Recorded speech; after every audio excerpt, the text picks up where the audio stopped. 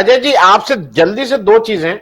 ये जो चेतन सिंह वाला मामला है, हैदराबाद में जिस आदमी को, फोर्थ आदमी जो आइडेंटिफाई हुआ है, हैदराबाद का शख्स था, और उसके तो जो खबर पेपर में निकली है उसके अनुसार, अपना नाम नहीं बताया उसके घर वालों ने, जो उसके साथ ट्रेवल कर रहे थे, द पर्सन जिसकी बिल्डिंग में वो अपनी किराए की दुकान चलाते थे, उनका कहना है चेतन सिंह आया और फिर नाम पूछा है, ऐसे नहीं कर रहा था वो ये पक्का कर रहा था कि मुसलमान है, और फिर गोली मारी है।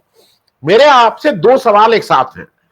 पहला सवाल, अगर फर्ज कीजिए ये व्यक्ति कोई अहमद, सुलेमान, हसन, हुसैन होता तो क्या होता, और अगर ये मरने वाले चार हिंदू होते, और जैसा कुलसे पाटिल साहब कह रहे हैं उसमें कोई मिश्रा, शुक्ला, त्रिपाठी, तिवारी जी, सिंह, इस तरह के लोग होते, मतलब जैन, तब क्या होता? पहला। दूसरा, मुझे एक चीज बताइए, ये जो आप बार बार कहा जाता है कि ये एक नई हाईवे बन गई, अब हम इतने हाईवे रोज बना रहे हैं, इतने 1,000 100 किलोमीटर रोज बना रहे हैं, मैं समझने के लिए कह रहा हूं कि ये जो कांवरियां हैं उनके लिए अलग अलग क्यों नहीं बना दिया जाता है? वो 12 महीने जाए, उनको भाई मेन रोड को क्यों रोक रहे हो? अपना कहीं जॉब, उसमें अच्छी रोड बना दीजिए, उस रोड की बहुत कॉस्ट भी नहीं आएगी, क्योंकि कोई उसमें कंक्रीट तो बनना नहीं, पैदल चलना है। उस तरह का क्यों नहीं बना दिया जा रहा? मैं दोनों चीजें पूछ रहा हूं और सीरियस हूं इस मामले में। भाई आम जनता को जो दिक्कत हो रही है वो तो कम से कम नहीं होगी।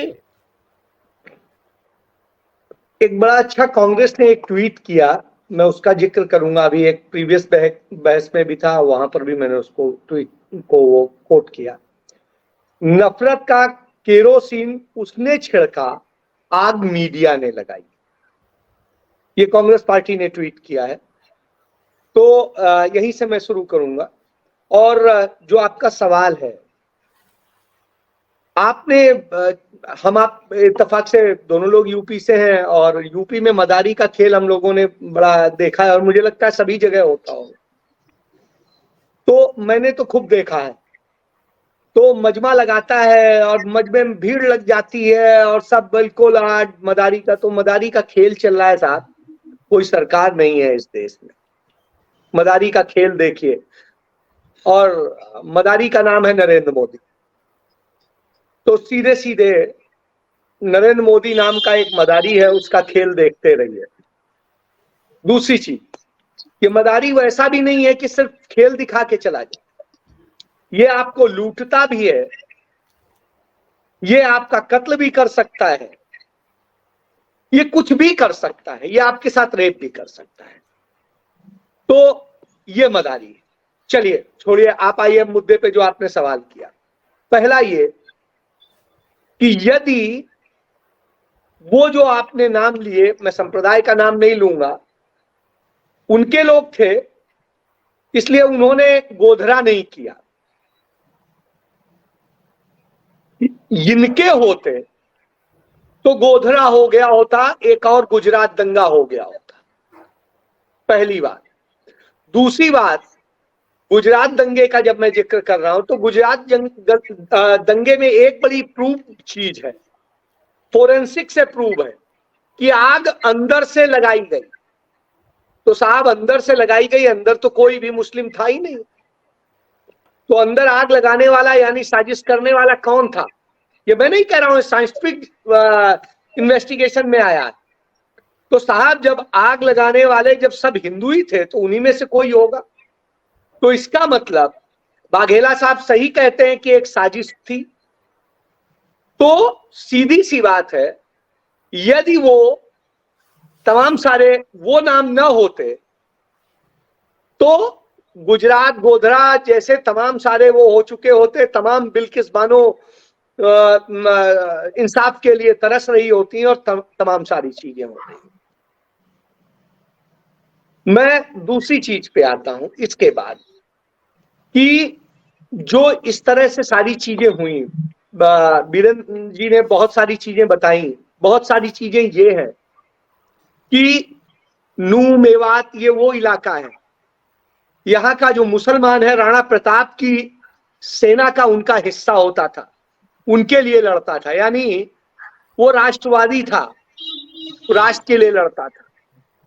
उनके ऊपर अत्याचार हुआ देश की आजादी के समय के वक्त में, बंटवारे के वक्त में कितना अत्याचार हुआ, वो छोड़ के इस देश को जा रहे थे, गांधी जी ने जाके मनाया, उन्हें रोका। आज 75 साल से वहां कोई सांप्रदायिक दंगा नहीं हुआ है। और साहब, जहां 75 साल से कोई सांप्रदायिक दंगा ना हुआ हो, उसे आग में झोंक दिया जाए तो झोंकने वाले कौन है? झोंकने वाले और कोई नहीं है, सिर्फ और सिर्फ भारतीय जनता पार्टी और उनके अनुसांगिक संगठन है। और उन्हीं में से एक संगठन का नाम मैं जरूर कोट करना चाहता हूं, उसका नाम है राष्ट्रीय मुस्लिम मंच। ये वही राष्ट्रीय मुस्लिम मंच है जिसने भारत पाकिस्तान के बीच चलने वाली ट्रेन में आग लगवाई थी, उसमें एक्यूज थे, और बाद में कैसे बचाया इन लोगों ने सबके सामने। तो ये आप समझिए। और ये राष्ट्रीय मुस्लिम मंच जो है कि भारतीय जनता पार्टी का है। चलिए, इसके बाद आता हूं दूसरी चीज, सारी दंगे की प्लानिंग हो चुकी थी। इंटेलिजेंस ने अपनी सारी रिपोर्ट दी है कि किस तरीके से हो सकता है, और इंटेलिजेंस की रिपोर्ट के बाद में भी पुलिस ने, प्रशासन ने, किसी ने कोई व्यवस्था नहीं की। खट्टर सरकार तब तक खामोश रही। क्यों रही भाई? वहां के एसपी को छुट्टी दे दी गई, उस इलाके से यह निकालने की परमिशन दी गई जो इलाका किसी दूसरे संप्रदाय विशेष का बाहुल्य है, और वहां मस्जिदों के सामने खड़े होकर के गाली दी जा रही है, मूल्य तेरा क्या होगा और इनका क्या होगा और उनका क्या होगा। जब इस तरह से किया जा रहा हो, स्वाभाविक सी बात है एक आध आदमी को गुस्सा भी आता है। मैं होता, मुझे भी गुस्सा आता। तो कुछ घटनाएं हो सकती हैं, वो प्रतिक्रिया हो सकती है, लेकिन फिर भी उन्होंने बहुत धैर्य रखा है। और मैं ये बताऊं कि न मस्जिदों से पथराव हुआ है, न कहीं से कोई और आगजनी हुई है। ये अचानक कुछ लोग आए हैं। जैसे आपको एक घटना याद होगी, अभी सहारनपुर में हुई थी, और सहारनपुर में अचानक कुछ काले वाले कपड़े पहन के और वैसे कपड़े पहन के अचानक कुछ लोग आ गए थे, और वो मुस्लिम से दिखाई दे रहे थे। और उसके बाद में वहां क्या हुआ, कमोबेश वही स्थिति ये है। बताया जाता है मुस्लिम मंच ने कुछ लोगों को वहां प्लांट किया, उन्होंने जो किया वो आपके सामने। तीसरी चीज बीरेंद्र हुड्डा जी बता चुके हैं, मैं और बताता हूं। भिवानी में, बहादुरगढ़ में, पलवल में, सब जगह सरेआम पुलिस के सामने साहब क्या किया जा रहा है? गाली दी जा रही है, कहा जा रहा है मार दिया जाएगा, ये कर दिया जाएगा। और विश्व हिंदू परिषद के लोग जिस तरीके से कर रहे हैं, हाईवे पे कर रहे हैं, और जिस तरीके से गालियां दे रहे हैं, मार डालने की बात कर रहे हैं और सब चीजें कर रहे हैं, वो अपने आप में एक बहुत बड़ी चीज है। भिवानी में जिस तरीके से कहते हैं मूल्य तेरा क्या क्या, और अब मैं इसके आगे नहीं बोलूंगा क्योंकि वो उचित नहीं है, उस तरह के शब्द इस्तेमाल होते हैं। बहादुरगढ़ में इसी तरीके से पुलिस की गाड़ी साथ चल रही है, और पुलिस की गाड़ी के साथ साथ चलते हुए पूरा ये बजरंग दल और विश्व हिंदू परिषद के लोग गाली देते हुए और कुछ भी कहते हुए, नारे लगाते हुए जा रहे हैं। आप इससे समझ सकते हैं दिल्ली के नागलोई थाने के सामने पुलिस की उपस्थिति में जो नारे लग रहे हैं, जो हो रहा है, कल्पना नहीं कर सकते हैं। पुलिस थाने के सामने, नगलोई के थाने के गेट पर, आप इससे समझ सकते हैं। और हरियाणा में इस समय स्थिति यह है कि हरियाणा का एक जगह नहीं है, गुरुग्राम और जो उसकी तो सबकी बात थी नूह वगैरह की, इसके बाद में जिस तरीके से हुआ है, ये बढ़ा है। पलवल से लेकर के रेवाड़ी, पलवल, गुड़गांव और ये सारा इलाका झुलसा दिया गया है, और तमाम जगह मानेसर में महापंचायत करके और किस तरीके से आग लगाने की कोशिश की गई, इसकी अनुमति दी गई।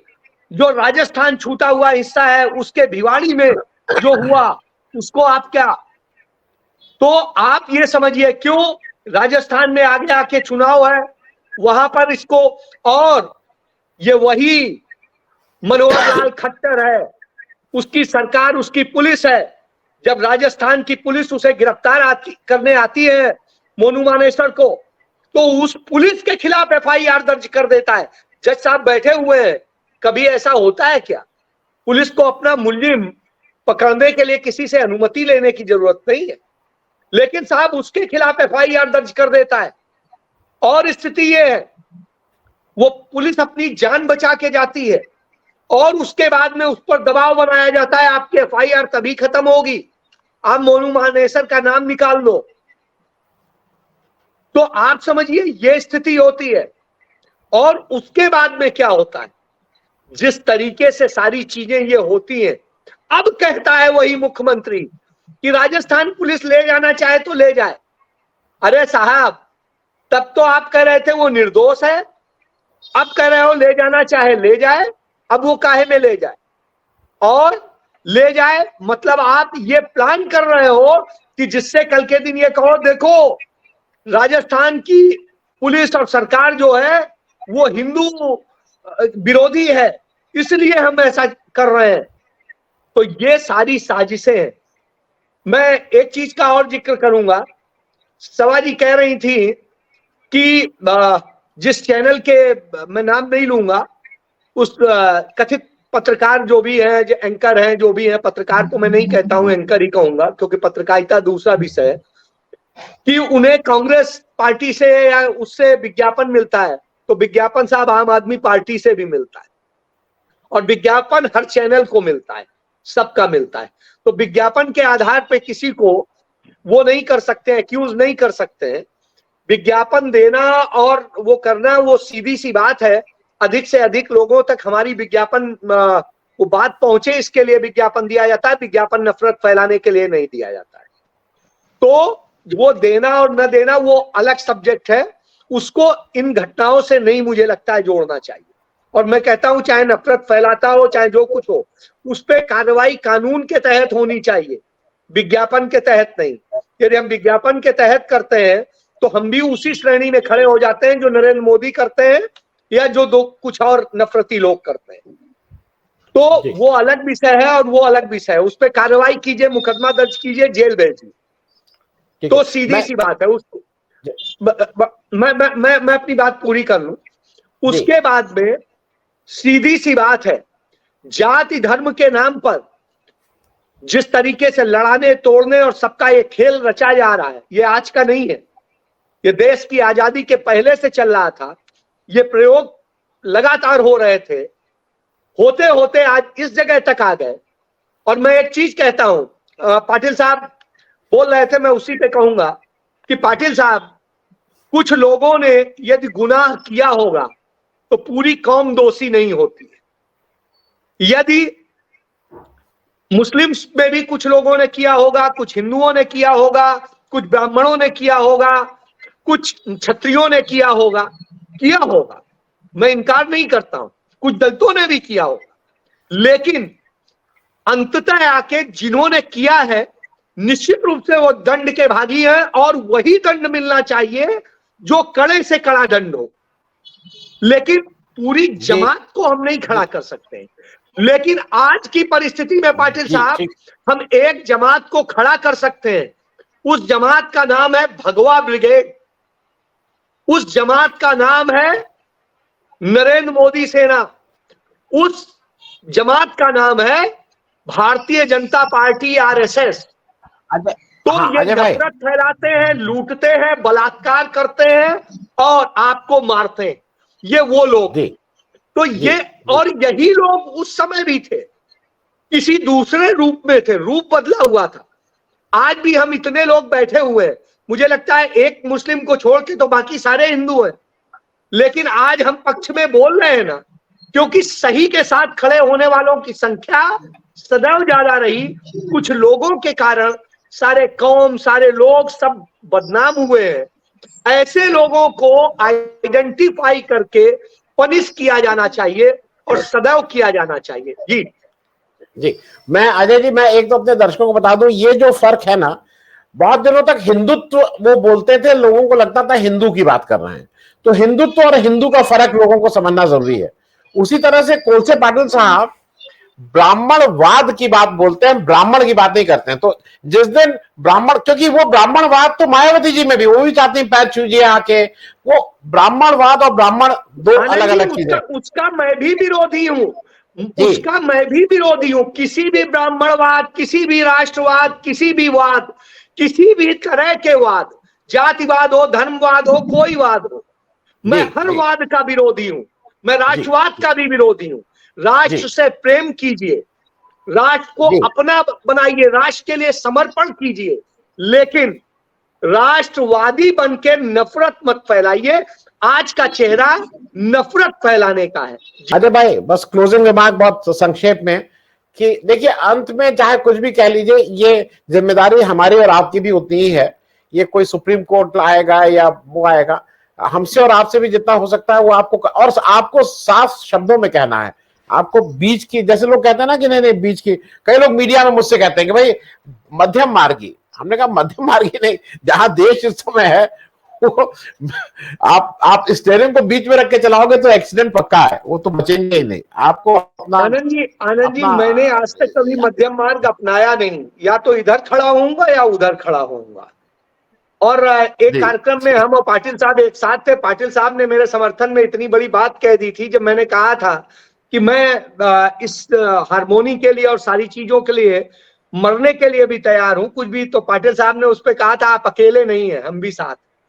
तो बड़ी बात है। मैं सलाम करते हुए पाटिल साहब को, बात मेरी इतनी है सिर्फ कि जो हुआ है वो सिर्फ और सिर्फ साजिश है, और वो साजिश सत्तारूढ़ दल की है, यानी भारतीय जनता पार्टी की, उसके संगठनों की। और यह साजिश सिर्फ चुनावी राजनीति के लिए है। और एक सत्य है, आप मणिपुर जाएंगे तो मणिपुर में ये ईसाई और हिंदू कथित लड़वाएंगे, या आदिवासियों को ही लड़ाएंगे, बहुतायत वालों को दूसरे से, मैतेई को उससे। तो इस तरह से आप पंजाब जाएंगे तो ये सिखों को हिंदुओं से लड़ाएंगे। आप उत्तर भारत के किसी राज्य में जाएंगे तो वहां पर ये हिंदू मुस्लिम लड़ाएंगे। इसी तरीके से तमाम और जगह करेंगे। इसी तरीके से कहीं बौद्धों से भी लड़वाते हैं। तो हर तरह से ये कहीं पे जातियों में लड़वाते हैं, कहीं पे किसी। तो ये लड़वा कर, और उसी के बूते सिर्फ सत्ता, नफरत के बूते सत्ता, क्योंकि इनका जन्म सकारात्मकता से नहीं हुआ, नफरत से हुआ है। ये उस नफरत के साथ में आरएसएस का गठन हुआ था, और उस नफरत के कारण ये इतने जहर बो रहे हैं कि पूरे देश को नफरत में जला देना चाहते हैं। लेकिन जब तक पाटिल साहब जैसे लोग, दिलीप जैसे लोग, आप जैसे लोग, हम सब जैसे लोग रहेंगे, मुझे लगता है कुछ ना कुछ तो करते रहेंगे। लेकिन ये हमारे लिए शर्मनाक है कि हर मामले में हमारी अदालतों को, हमारे जजेस को इंटरफेयर करना पड़े। ये उनका काम नहीं है। उनका काम न्याय करना है, लेकिन वो मजबूर है। क्यों? क्योंकि गृह मंत्री का जो काम है वो भी वो करेंगे, अफसरों का काम है वो भी वो करेंगे, और बहुत का, इवन विधायिका का भी काम करना पड़ रहा है। तो आप समझिए, जब यह स्थिति हो तो उस सरकार को चुल्लू भर पानी में डूब मरना चाहिए। और चूंकि सरकार की बात कर रहा हूं, तो सरकार का प्रमुख उसे प्रतिनिधित्व करता है, चेहरा होता है। तो मैं ये कहूंगा, उस चेहरे को चुल्लू भर पानी में डूब मरना चाहिए जो इस सरकार का चेहरा है। जी।